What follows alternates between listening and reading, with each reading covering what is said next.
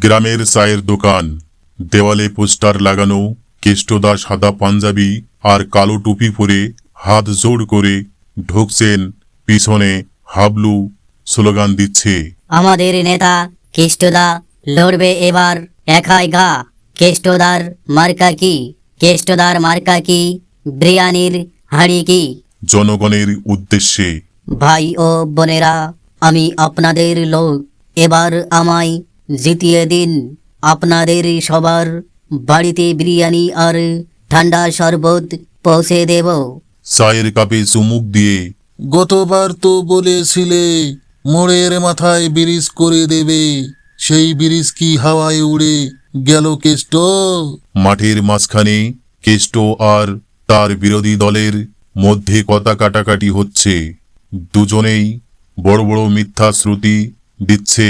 আমি জিতলেই এই গ্রামে একটা এয়ারপোর্ট বানাবো। আরে বস, আমাদের তো রাস্তায় ঠিক নেই, প্লেন নামাবে কোথায়? চুপি স্বরে হাবলুকে, চুপ কর গাধা, আগে ভোট তো পাই, তারপর দরকার হলে মাটির রাস্তায় রানওয়ে বানিয়ে দেব। এই সময় বিরোধী দলের এক নেতা এসে হাজির। দুই দলের মধ্যে হাস্যকর মারামারি শুরু হয়। কেউ চটি ছুড়ছে, কেউ ঝাড়ু দিয়ে তাড়া করছে, অনেকটা মাথা কাড়াকাড়ির মতো। ভোট কেন্দ্রের বাইরে লম্বা লাইন, সবাই দাঁড়িয়ে আছে। কেষ্টদা সবাইকে টাকা ও বিরিয়ানির প্যাকেট বিলি করার চেষ্টা করছে। এই নাও বিরিয়ানি, আর মনে থাকে যেন ভোটটা কিন্তু আমার মার্কাতেই পড়বে।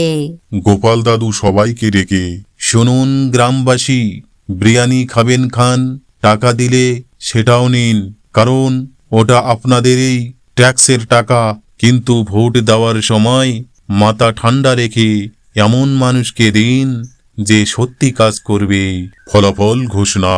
গ্রামবাসী সবাই মিলে উল্লাস করছে। কেষ্টদা আর হাবলু এক কোণে মন খারাপ করে বসে আছে।